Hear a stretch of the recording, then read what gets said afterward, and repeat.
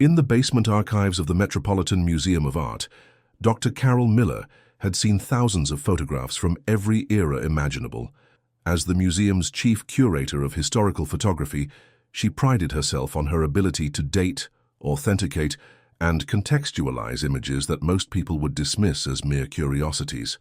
But on this particular Tuesday morning in October, as she carefully examined a collection recently donated by the estate of a deceased collector, one photograph would challenge everything she thought she knew about the past. The photograph in question appeared unremarkable at first glance. A typical street scene from 1895, captured somewhere in Lower Manhattan according to the faded ink notation on the back. The image showed a busy thoroughfare lined with brick buildings, horse-drawn carriages navigating the muddy street, and pedestrians in period dress going about their daily business. The photographer had positioned himself at an elevated angle, perhaps from a second-story window, giving viewers a comprehensive view of the bustling urban life below.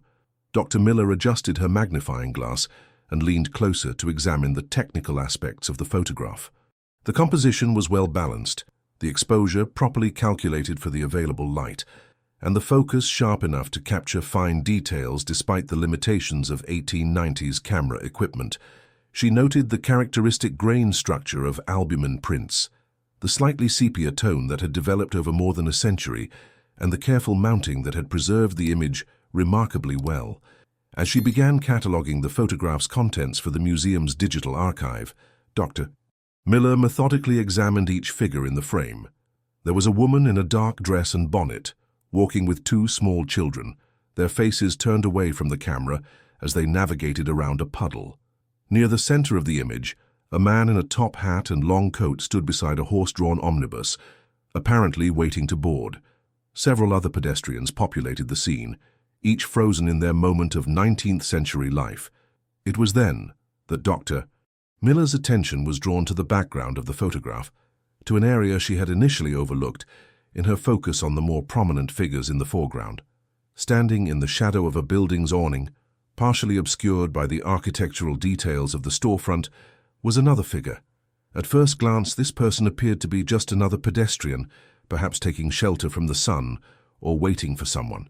But something about this figure made Dr. Miller pause. Unlike every other person in the photograph, who were either in profile walking away from the camera or had their faces obscured by hats or the natural blur of movement, this individual appeared to be looking directly at the camera. More unsettling still, the person seemed to be smiling. Dr. Miller reached for her high-powered digital scanner, a piece of equipment that could capture details invisible to the naked eye and magnify them far beyond what any traditional magnifying glass could achieve. As the scanner processed the image, creating a digital file with unprecedented resolution, she found herself holding her breath in anticipation of what the enhanced image might reveal. When the scan completed and appeared on her computer screen, Dr. Miller felt a chill run down her spine. The figure in the background was indeed looking directly at the camera, but it was the nature of that gaze that disturbed her. The person's eyes seemed to hold a knowledge, an awareness that was completely at odds with the candid nature of street photography from that era. In 1895, when exposure times were still relatively long and street photography was in its infancy, subjects were rarely aware they were being photographed, especially from such a distance. But this figure not only seemed aware of the camera's presence, but appeared to be posing for it, smiling with what could only be described as a knowing expression. The smile itself was unsettling, not the natural, unconscious expression one might expect from someone simply enjoying a pleasant day, but something more deliberate, more calculated. Dr. Miller enhanced the image further, adjusting the contrast and brightness to bring out details that had been hidden in the shadows for over a century. As the figure became clearer, she noticed other disturbing details. The person's clothing, while consistent with the 1890s period, seemed somehow too perfect, too well preserved compared to the other figures in the photograph. While the other pedestrians showed the natural wear and weathering one would expect from people going about their daily lives, this figure appeared almost pristine. More troubling still was the realization that the figure's position in the photograph defied the natural flow of foot traffic visible in the rest of the image. Every other person in the scene was clearly engaged in purposeful movement, walking from one place to another, conducting business, or traveling along the street. But this figure stood perfectly still, positioned in a way that suggested they had been waiting there specifically to be photographed. Dr. Miller saved the enhanced image and leaned back in her chair, trying to process what she was seeing. In her 15 years as a curator, she had encountered countless photographs with unusual or unexplained elements. Sometimes these anomalies had rational explanations, double exposures, trick photography, or simple coincidences that appeared strange only in retrospect. But this image felt different. There was something about the figure's expression, the deliberate nature of their pose, that suggested intentionality rather than accident. She decided to research the provenance of the photograph more thoroughly. According to the documentation that had accompanied the donation, the image was part of a collection assembled by one Marcus Whitmore, a wealthy industrialist who had died the previous year at the age of 93. Whitmore had been known as an avid collector of historical photographs, particularly those documenting New York City's development in the late 19th and early 20th centuries. Dr. Miller accessed the museum's research database and began searching for any additional information about the photograph's history. She found records indicating that Whitmore had purchased the image at an estate sale in 1967, but the trail grew cold beyond that point. The original photographer was listed as unknown, which was not uncommon for street photography from that era, when many images were taken by amateur photographers or professional photographers whose work had not been properly attributed. As she continued her research, Dr. Miller discovered something that made her pause. The address notation on the back of the photograph corresponded to a location in Lower Manhattan that had been the site of several unexplained disappearances in the 1890s. According to newspaper archives she accessed through the museum's digital subscriptions, at least 4 people had vanished without a trace from that particular street between 1894 and 1896. The disappearances had been reported in the local press, though the coverage was limited by the standards of the time. The missing persons included a businessman named Thomas Hartwell, who had last been seen walking along that street on his way to a business meeting, a young woman named Catherine Mills, who had been shopping in the area when she disappeared, and 2 children, siblings named Peter and Mary O'Connor, who had been playing near the street when they vanished. What struck Dr. Miller as particularly odd was that in each case witnesses reported seeing the missing person talking to a stranger just before they disappeared. The descriptions of this stranger were frustratingly vague, but they shared certain common elements. The person was described as well-dressed, friendly, and somehow compelling in a way that witnesses found difficult to articulate. Dr. Miller returned to the enhanced photograph, studying the smiling figure with new interest. Could this person have been connected to the disappearances? It seemed impossible to determine from a single photograph, but the coincidence was troubling. She decided to examine the image even more closely, using advanced digital forensics techniques that could reveal details invisible even to high-powered magnification. As she worked with the image, adjusting various parameters and filters, Dr. Miller began to notice other anomalies. The lighting on the mysterious figure seemed inconsistent with the rest of the photograph. While the other subjects in the image showed natural shadows and highlights consistent with the time of day and weather conditions, the figure in the background appeared to be lit differently, as if by a light source that wasn't affecting anything else in the scene. More disturbing still was what appeared to be a reflection in a shop window behind the figure. As Dr. Miller enhanced this area of the photograph, she could make out what looked like another person, someone who didn't appear anywhere else in the image. This reflection showed a figure that seemed to be watching the mysterious stranger, but from an angle that should have been impossible, given the layout of the street and buildings visible in the photograph. Dr. Miller printed out the enhanced image and spread it across her desk, using a magnifying glass to examine details that even the digital enhancement couldn't fully clarify. As she studied the photograph, she began to notice a pattern in the positioning of the other figures in the scene. While their movements appeared natural and random at first glance, closer examination revealed that several of them seemed to be subtly oriented toward the mysterious figure in the background. The woman with the 2 children, for instance, while appearing to look ahead as she walked, had her head turned at an angle that would have given her a clear view of the stranger. The man waiting by the omnibus was positioned so that he could observe the figure while appearing to watch for his transportation. Even some of the more distant figures in the photograph seemed to be arranged in ways that suggested awareness of the smiling stranger. This realization sent another chill through Dr. Miller. If multiple people in the photograph were aware of this figure, why had none of them been mentioned in any historical records? Why had the photographer, presumably, not noted anything unusual about the scene? And most troubling of all, why did this one figure seem so different from all the others? Dr. Miller decided to consult with her colleague, Dr. James Morrison, who specialized in 19th century photography techniques and had extensive experience in detecting photographic manipulation from that era. She called him to her office, explaining only that she had found an unusual image that required a second opinion. When Dr. Morrison arrived and examined the photograph, his initial reaction was similar to Dr. Miller's. He noted the technical proficiency of the image, the excellent preservation, and the interesting composition. But when she directed his attention to the figure in the background, his expression changed dramatically. Dr. Morrison studied the enhanced image for several minutes before speaking. He confirmed that the lighting inconsistencies Dr. Miller had noticed were indeed present and difficult to explain through conventional photographic techniques of the 1890s. He also noted that the figure's clothing, while period-appropriate, showed a level of detail and clarity that was inconsistent with the depth of field and focus characteristics typical of cameras from that era. Most significantly, Dr. Morrison pointed out something that Dr. Miller had missed.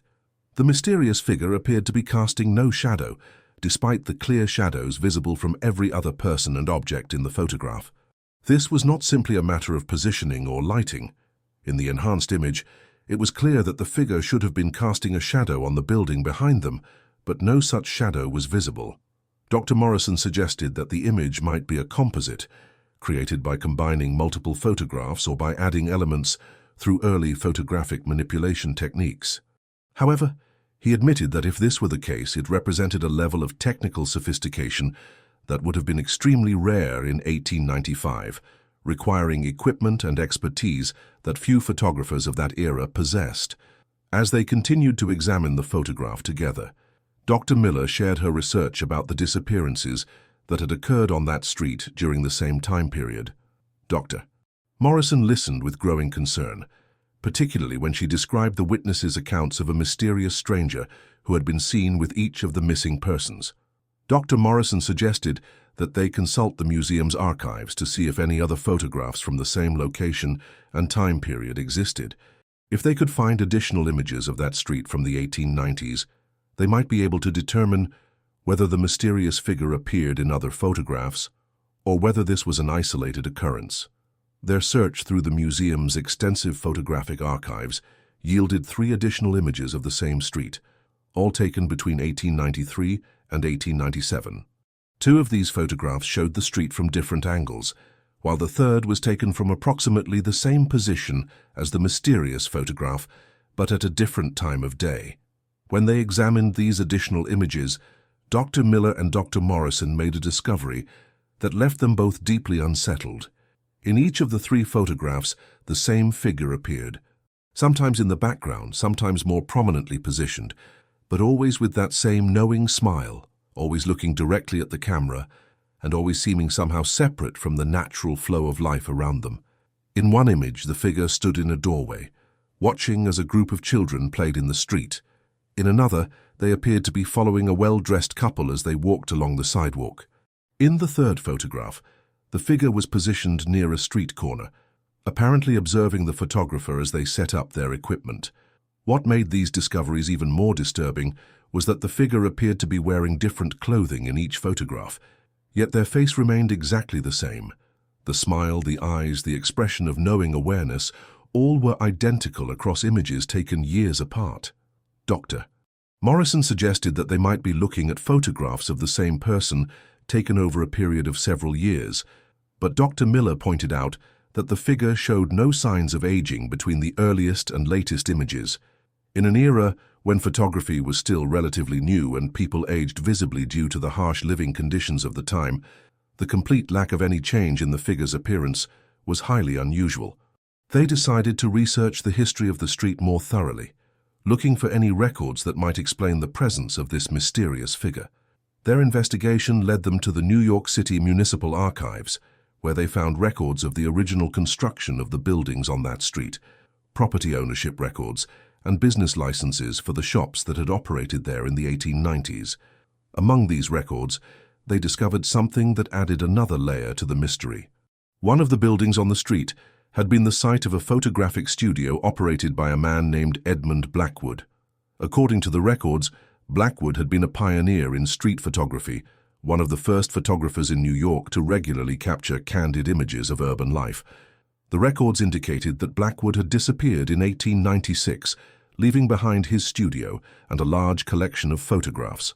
His disappearance had been noted in the local press, but like the other missing persons from that street, no trace of him had ever been found. Dr. Miller and Dr. Morrison obtained permission to examine Blackwood's surviving photographs, which were housed in a private collection that had been donated to the city archives. As they reviewed these images, they found dozens of street scenes from the same area, all showing the bustling life of 1890s Manhattan. And in every single photograph taken by Edmund Blackwood, the mysterious smiling figure appeared. The figure's presence in Blackwood's photographs was even more prominent than in the images they had found in the museum's collection. In some cases, the figure appeared to be posing deliberately for the camera, standing in positions that would ensure they were clearly visible in the final image. In others, they seemed to be interacting with people on the street, though always in ways that appeared natural and unforced. Most disturbing of all was a series of photographs that appeared to document the figure's interactions with people who would later be reported missing.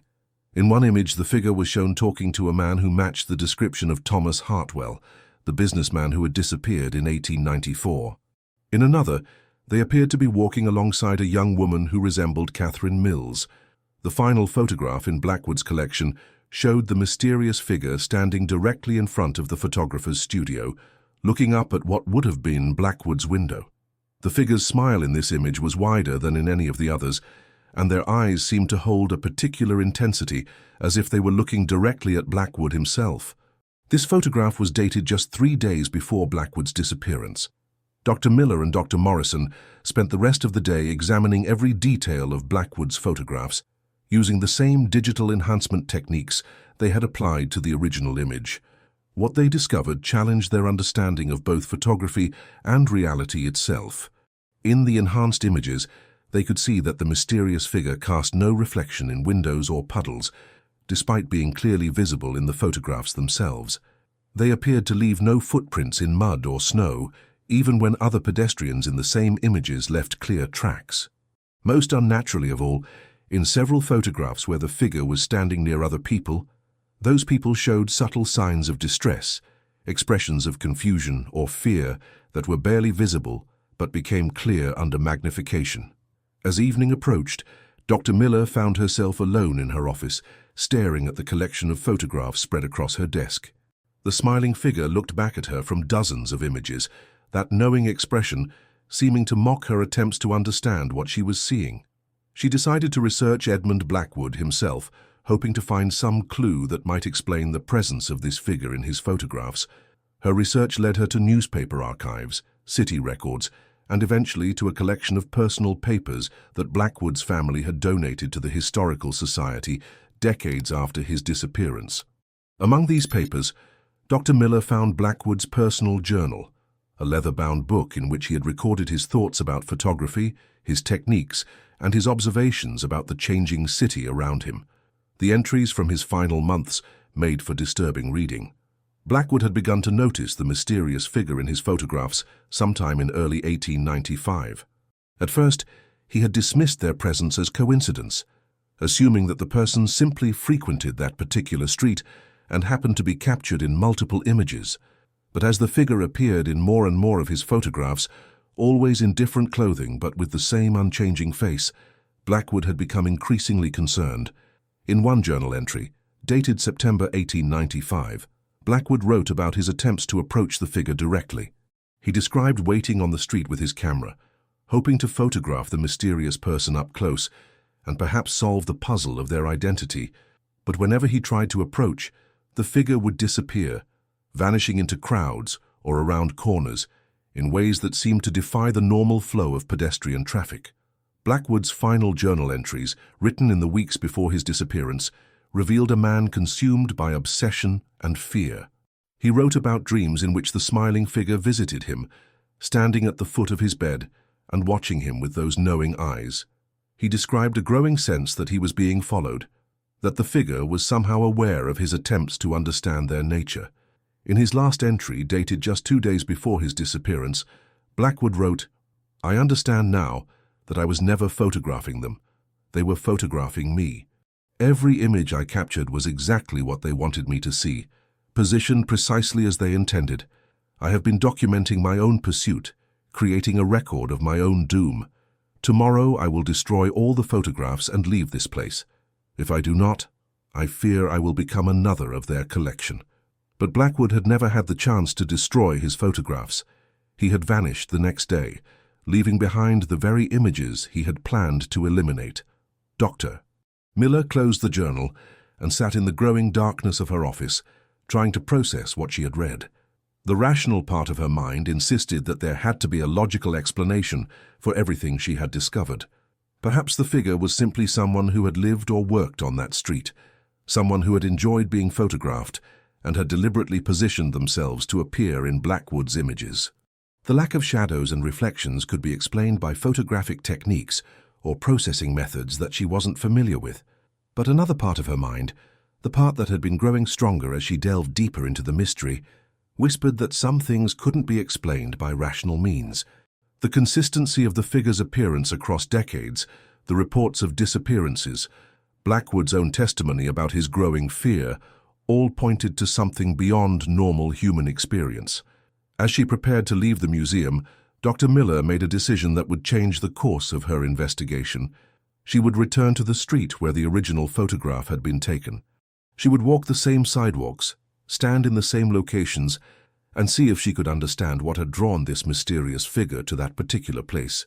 The next morning, Dr. Miller took the subway to Lower Manhattan and walked to the street address noted on the back of the original photograph.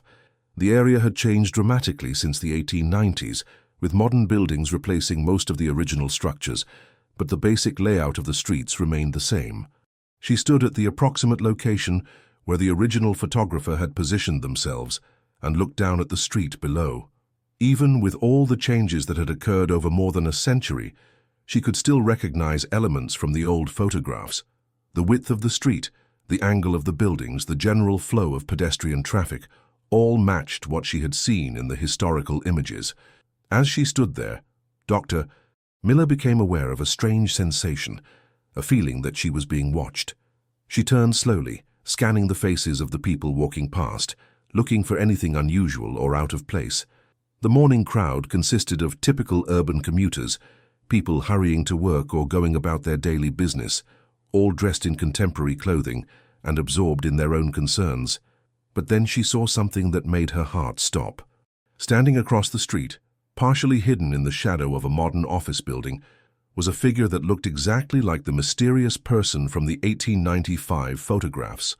The same face, the same knowing smile, the same eyes that seemed to look directly through her. Dr. Miller blinked hard, certain that she must be imagining things, that her intensive study of the photographs had somehow caused her to project the image onto a random pedestrian. But when she looked again, the figure was still there, now stepping out of the shadows and beginning to cross the street toward her. As the figure approached, Dr. Miller noticed that they were dressed in contemporary clothing, jeans and a jacket that would have been completely appropriate for any person walking the streets of modern Manhattan. But the face was unmistakably the same one she had seen in dozens of 19th-century photographs. The figure stopped directly in front of her, still wearing that same knowing smile that had disturbed her so much in the old images. When they spoke, their voice was pleasant and conversational, with no trace of the accent or speech patterns one might expect from someone who had lived in the 1890s. "Dr. Miller," the figure said, "I've been waiting for you to find me." Dr. Miller felt her knees weaken as the full implications of what was happening crashed over her. This was impossible. The person standing in front of her couldn't be the same individual who had appeared in photographs taken more than a century ago, and yet the evidence of her own eyes told her that it was. "Who are you?" she managed to ask, her voice barely above a whisper. The figure's smile widened slightly. I think you already know the answer to that question. You've been studying me quite intensively for the past few days. I must say, your enhancement techniques are far superior to anything that was available in Edmund Blackwood's time. The mention of Blackwood's name confirmed Dr. Miller's worst fears. This was indeed the same entity that had appeared in the 19th century photographs, the same being that had somehow been connected to the disappearances of multiple people over a century ago. What do you want, Doctor? Miller asked, surprised by her own boldness in the face of something so far beyond her understanding. The same thing I've always wanted, the figure replied. To be remembered, to be documented, to exist in the permanent record of human history. Photography was such a wonderful invention, you see. Before cameras, I could only exist in the memories of those who encountered me, and memories fade. But photographs, they last forever. As the figure spoke, Dr. Miller became aware that the normal sounds of the city street seemed to be fading away. The traffic noise, the conversations of passing pedestrians, even the general urban hum that formed the background soundtrack of Manhattan, all seemed to be diminishing, as if she and the mysterious figure were somehow becoming isolated from the world around them. You're not human, Dr. Miller said, the words coming out as a statement rather than a question. Human is such a limiting concept, the figure replied. I am what I have always been. I exist in the spaces between moments, in the gaps between what people see and what they remember. Photography gave me a way to bridge those gaps, to become part of the permanent record. Dr. Miller thought about Blackwood's journal, about his growing obsession and eventual disappearance. What happened to the people who went missing? What happened to Edmund Blackwood? The figure's expression became almost wistful. They became part of my collection, just as their images became part of theirs. Edmund was particularly useful. His skill with a camera allowed me to document myself far more effectively than I had ever been able to do before. He served his purpose well. And now you want me to serve the same purpose, Dr. Miller said, understanding flooding through her. You have such wonderful technology now, the figure said, gesturing toward the digital camera that Dr. Miller had brought with her. The enhancement capabilities, the ability to capture details that were invisible to earlier generations of photographers. Think of what we could accomplish together. Dr. Miller felt a strange pull, an almost hypnotic compulsion to agree, to accept the figure's offer, and begin documenting them with all the advanced techniques at her disposal. Part of her mind was fascinated by the possibility of studying something so far beyond normal human experience, of being the first person to properly document and understand this entity. But another part of her mind, the part that remembered Blackwood's journal and the fate of all those who had encountered this being before, fought against the compulsion. She forced herself to step backward, to break eye contact with the figure's mesmerizing gaze. No, she said, her voice growing stronger. I won't help you. I won't become another Edmund Blackwood. The figure's smile faded slightly, and for the first time Dr. Miller saw something like annoyance cross their features. You don't understand the honor I'm offering you, to be part of something eternal, something that transcends the normal boundaries of human existence. I understand perfectly, Dr. Miller replied, continuing to back away. You're a predator. You feed on people's curiosity, their desire to understand and document the unknown, but I won't be your next victim. As she spoke these words, Dr. Miller became aware that the sounds of the city were returning, the normal noise and bustle of Manhattan reasserting itself around them. The figure seemed to become less solid, less present, as if their hold on reality was somehow dependent on the attention and belief of their intended victim.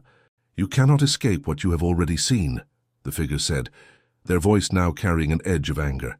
You have documented me, enhanced my image, studied my presence across more than a century. You are already part of my collection, Dr. Miller. The only question is whether you will serve willingly or unwillingly. But Dr. Miller was no longer listening. She had turned and was walking quickly away from the figure, pushing through the crowd of pedestrians and heading toward the nearest subway station. She could feel the entity's gaze on her back, could sense their anger at her rejection, but she forced herself to keep moving. As she descended into the subway station, Dr. Miller pulled out her phone and began deleting the enhanced images she had created of the mysterious figure. If the entity fed on documentation and attention, then she would deny them that sustenance, She would erase every trace of her research, destroy every enhanced photograph, and ensure that this being could not use her work to further their own existence. But even as she deleted file after file, Dr. Miller knew that her encounter with the entity was far from over. They had made it clear that they considered her part of their collection now, and she had no reason to believe they would simply accept her rejection and move on to someone else. The train arrived, and Dr. Miller boarded it, finding a seat near the back where she could watch the other passengers and ensure that the mysterious figure had not followed her underground. As the train pulled away from the station, she tried to formulate a plan for dealing with what she had discovered. She could not simply pretend that her encounter had never happened. The entity was real, was actively seeking new victims, and would undoubtedly continue their pattern of targeting photographers and researchers who became too interested in their existence. But she also could not go to the authorities with her story. Who would believe that a being from 19th century photographs was stalking people in modern Manhattan? Dr. Miller realized that she would need to find another way to deal with the entity, some method of protecting herself and others that didn't rely on conventional law enforcement or academic channels. She thought about Blackwood's journal, about his final entries describing his growing fear and his plan to destroy his photographs. Perhaps Blackwood had been on the right track. Perhaps the key to defeating this entity lay not in documenting them further, but in erasing all evidence of their existence. If they truly fed on attention and documentation, then complete erasure might be the only way to weaken them enough to break their hold on reality. But Dr. Miller also knew that such an approach would be extremely difficult to implement. The entity had been photographed by multiple people over more than a century. Their image existed in museum collections, private archives, and historical societies across the country. Destroying all evidence of their existence would require a coordinated effort that might be impossible to achieve. As the train carried her back toward the museum, Dr. Miller began to formulate a different plan. Instead of trying to erase all evidence of the entity's existence, she would focus on understanding the nature of their power and finding a way to protect potential victims from their influence. She would need to research similar cases, look for other instances of entities that existed through documentation and attention. She would need to consult with experts in folklore, paranormal research, and perhaps even theoretical physics to understand how such a being could exist and how they might be countered. Most importantly, she would need to find a way to warn others without drawing more attention to the entity itself. She could not simply publish her findings or present them at academic conferences, as doing so would only serve to spread awareness of the entity and potentially provide them with new victims. Dr. Miller spent the rest of the day at the museum, but she found it impossible to concentrate on her normal work. Every photograph she examined seemed to potentially contain hidden figures. Every historical image made her wonder if she was looking at evidence of other entities like the one she had encountered. As evening approached, she made a decision that would set the course for everything that followed. She would dedicate herself to understanding and combating this entity, even if it meant sacrificing her normal career and academic pursuits. She had been chosen, whether by accident or design, to confront something that threatened anyone who became too curious about the mysteries hidden in historical photographs. That night, Dr. Miller began her real research. She searched through databases of folklore and mythology, looking for stories of beings that existed through observation and documentation. She found references to entities in various cultures that seemed to share similar characteristics, beings that fed on attention and could manipulate their way into permanent records of human history. She also began reaching out to other researchers and academics, carefully probing to see if anyone else had encountered similar phenomena. She had to be extremely cautious in these inquiries, as she could not risk drawing more attention to the entity or inadvertently providing them with new victims. Over the following weeks, Dr. Miller discovered that she was not alone in her experience. Through careful networking and discreet inquiries, she found a small community of researchers, photographers, and historians who had encountered similar entities.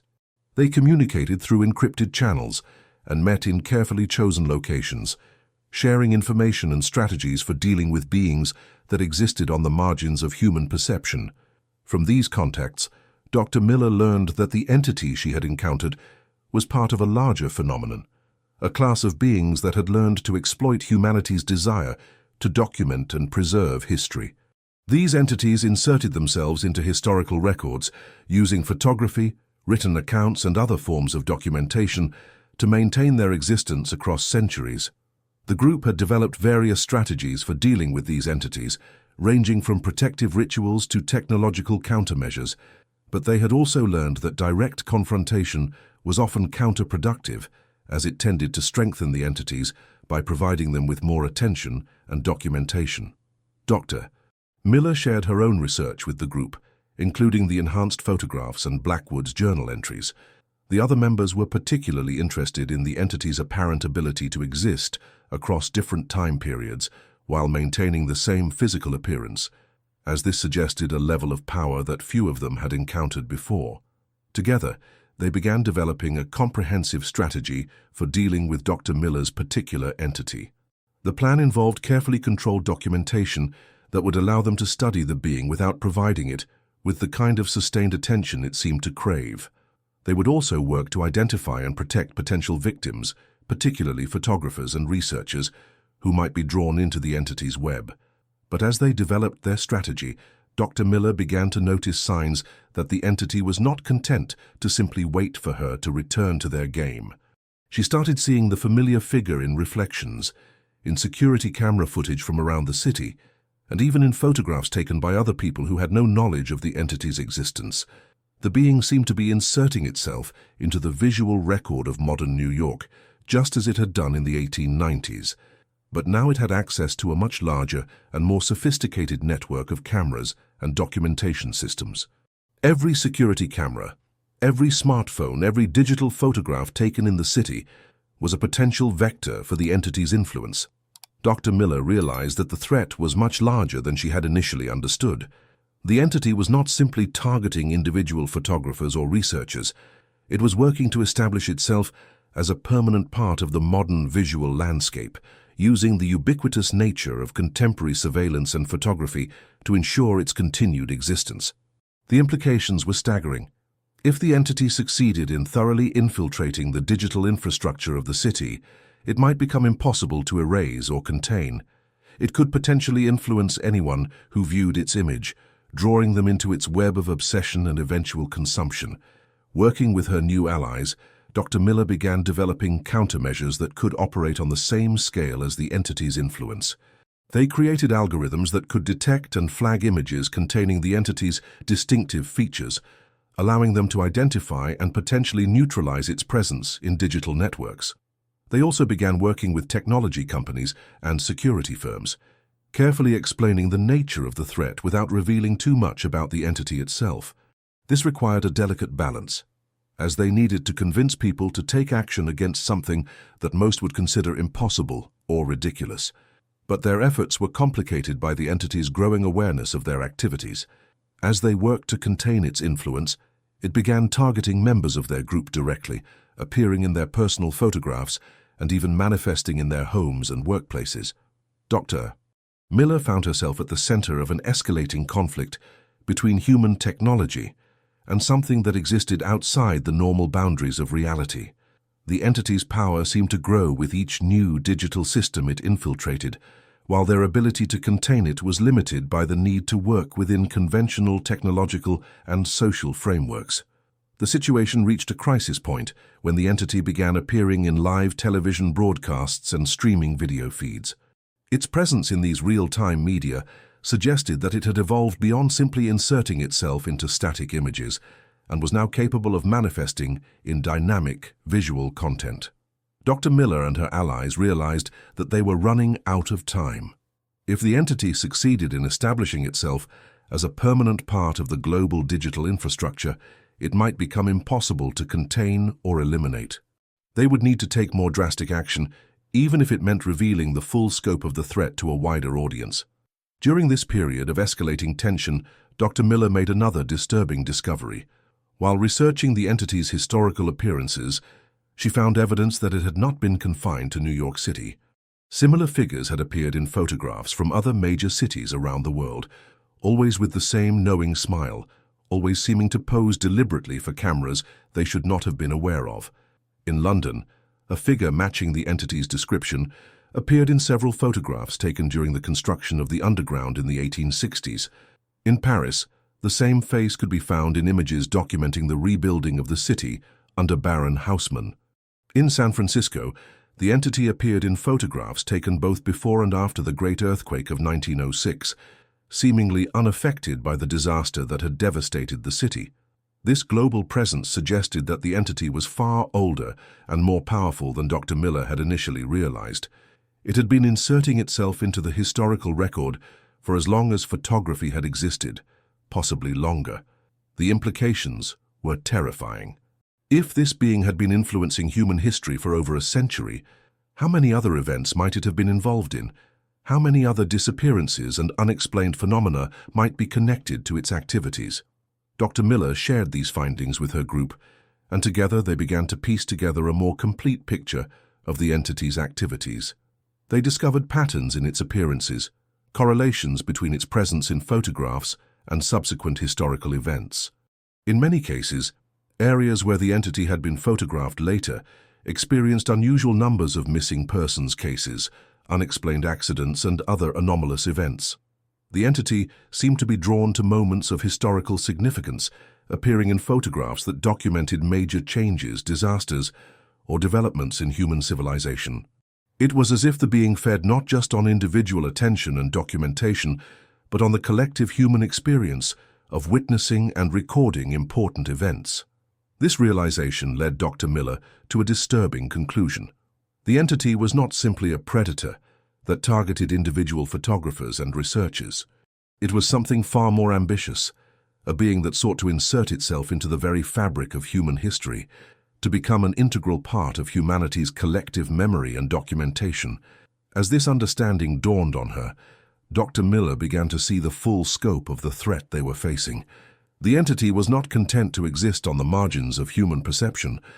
It was working to become a permanent part of human consciousness, using photography and other forms of documentation to ensure its continued existence and influence. The group realized that their previous strategies had been inadequate. They were not dealing with a simple predator that could be contained or avoided. They were confronting something that threatened the very nature of human memory and historical record. If the entity succeeded in its apparent goal, it might become impossible to separate its influence from genuine human history. Dr. Miller and her allies began developing a new approach, one that focused not on containing the entity, but on understanding and potentially disrupting the mechanisms by which it maintained its existence. They studied the technical aspects of its appearances in photographs, looking for patterns or vulnerabilities that might be exploited. They discovered that the entity's presence in images was not simply a matter of visual appearance. Its influence seemed to extend to the very structure of the photographs themselves, altering them in subtle ways that went beyond simple image manipulation. The entity appeared to be capable of retroactively inserting itself into existing photographs, changing the historical record in ways that were nearly impossible to detect. This ability to alter existing documentation posed a fundamental challenge to their efforts. How could they trust any historical photograph or record when the entity might have modified it? How could they distinguish between genuine historical events and those that had been influenced or created by the entity's presence? The group began developing new techniques for detecting the entity's influence in historical documents and photographs. They created algorithms that could identify the subtle alterations that accompanied the entity's presence, allowing them to distinguish between genuine historical records and those that had been modified. But even as they made progress in understanding the entity's methods, Dr. Miller began to realize that their efforts might be futile. The entity had been active for over a century, possibly longer. It had had ample time to insert itself into countless historical records, to influence events and documentation in ways that might be impossible to undo. The final confrontation came when Dr. Miller made the decision to return to the original street where she had first encountered the entity. She carried with her a device that her group had developed, a specialized camera that could not only document the entity, but also disrupt its ability to maintain coherence across multiple visual media. The device worked by creating a kind of photographic interference, generating images that contradicted and undermined the entity's carefully constructed presence in the visual record. The theory was that by creating enough contradictory documentation, they could weaken the entity's hold on reality and potentially force it to retreat from the human sphere of influence. As she stood on the same corner where their first meeting had taken place, the entity appeared almost immediately, as if it had been waiting for her return. But this time, Dr. Miller was prepared. She activated her device and began the process that would either contain the entity or destroy them both in the attempt. The battle that followed existed primarily in the digital realm, as the entity fought to maintain its presence across thousands of connected devices, while Dr. Miller's technology worked to isolate and contain its influence. The conflict played out in security cameras, smartphone screens, and digital billboards throughout the city, visible to anyone who knew what to look for. But the entity proved more resourceful than Dr. Miller had anticipated. Instead of simply fighting to maintain its existing presence, it began creating new manifestations, inserting itself into live video feeds and real-time digital communications. It seemed to be adapting to the technological countermeasures, evolving its methods even as the battle raged. Dr. Miller realized that her original plan was insufficient. The entity was not simply a passive presence that could be erased or contained. It was an active, intelligent force that could adapt and respond to threats. She would need to find a different approach, one that took into account the entity's ability to evolve and change. Drawing on her knowledge of the entity's history and behavior patterns, Dr. Miller began to understand that its power was not unlimited. The being seemed to require a certain level of attention and documentation to maintain its presence in reality. If she could somehow redirect that attention, channel it in a way that weakened rather than strengthened the entity, she might be able to defeat it. She began using her device not to erase the entity's presence, but to document it in ways that contradicted its carefully constructed image. Instead of the knowing smile and deliberate poses that characterized its historical appearances, Dr. Miller captured images that showed the entity in moments of uncertainty, confusion, and vulnerability. These contradictory images seemed to have an immediate effect. The entity's presence became less stable, its manifestations more erratic and inconsistent. It was as if the being's power depended on maintaining a specific image and narrative, and any documentation that contradicted that narrative weakened its hold on reality. Encouraged by this success, Dr. Miller intensified her efforts, creating a flood of contradictory documentation that challenged every aspect of the entity's carefully constructed presence. She documented it not as a mysterious, all-knowing being, but as something confused, desperate, and ultimately powerless. The entity fought back, trying to reassert its traditional image and regain control of its narrative. But Dr. Miller's approach had created a kind of feedback loop, where each attempt by the entity to maintain its presence only provided more opportunities for contradictory documentation. The battle reached its climax when Dr. Miller managed to capture an image that showed the entity not as the confident, smiling figure from the historical photographs, but as something frightened and diminished. In this image, the being appeared almost human, stripped of the otherworldly confidence that had characterized its previous appearances. This final image seemed to break something fundamental in the entity's nature. Its presence began to fade from digital systems throughout the city, its influence over the visual record diminishing rapidly. The being that had existed for over a century by inserting itself into human documentation was finally being erased by that same documentation.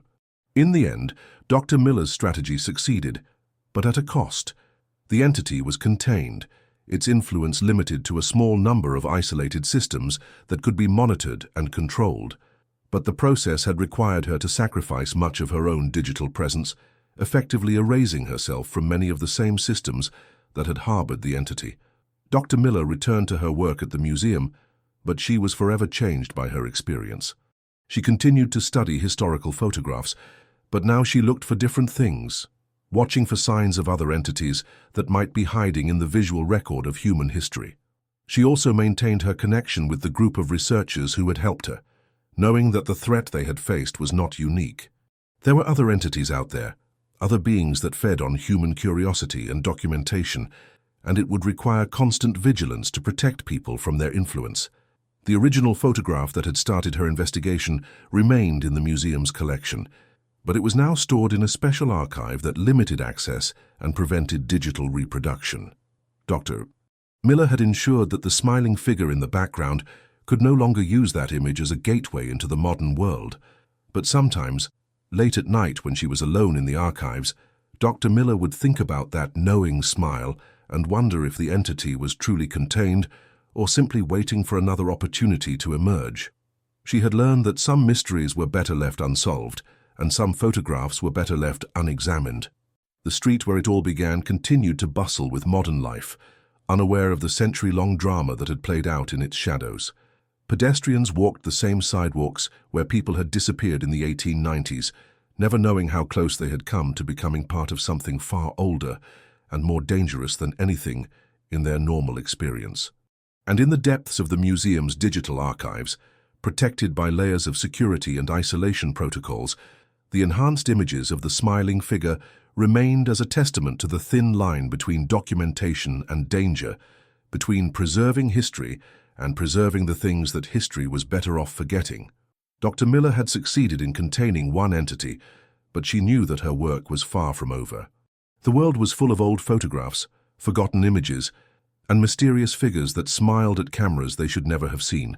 Each one was a potential gateway, a possible threat that would require the same careful balance of investigation and protection that had defined her confrontation with the stranger in the 1895 street portrait. Her research had revealed that the entity was part of a larger ecosystem of beings that existed on the margins of human perception, feeding on attention, documentation, and the human desire to understand and preserve the past. Some of these entities were relatively benign, content to exist as minor anomalies in historical records. Others, like the one she had encountered, were more aggressive, actively seeking to expand their influence and control over human consciousness. Dr. Miller began documenting these other entities, creating a comprehensive database of their characteristics, behaviors, and methods of operation. She worked with her network of researchers to develop new techniques for detecting and containing these beings, always careful to avoid the kind of sustained attention that might strengthen them. The work was dangerous and often thankless. The general public remained unaware of the threat these entities posed, and the academic community was largely skeptical of claims about supernatural beings hiding in historical photographs. Dr. Miller and her colleagues operated in the shadows, protecting humanity from threats that most people would never believe existed. But Dr. Miller found purpose in this work, knowing that her efforts were helping to preserve the integrity of human history and memory. The entities she fought against represented a fundamental threat to the reliability of the historical record, and by containing them, she was helping to ensure that future generations would have access to genuine, unmanipulated documentation of the past. The mystery was solved, but the vigilance would never end. Dr. Miller had learned that the past was not as fixed and immutable as most people believed. It was a living, dynamic thing that could be influenced and changed by forces that existed outside normal human understanding. And somewhere in the vast archives of human history, other entities waited patiently for their chance to emerge, to insert themselves into the permanent record of human civilization. Dr. Miller would be watching for them, ready to defend the integrity of the past against those who would corrupt it for their own purposes. The stranger in the 1895 street portrait had been contained, but the war for the soul of human memory continued, fought in the shadows between what was real and what was documented, between what had actually happened and what the entities wanted people to believe had happened. Dr. Miller understood now that this was her true calling, not simply to preserve and study historical photographs, but to protect them from those who would use them for darker purposes. The mystery of the smiling figure had been solved, but it had revealed a much larger mystery, one that would require a lifetime of vigilance to address.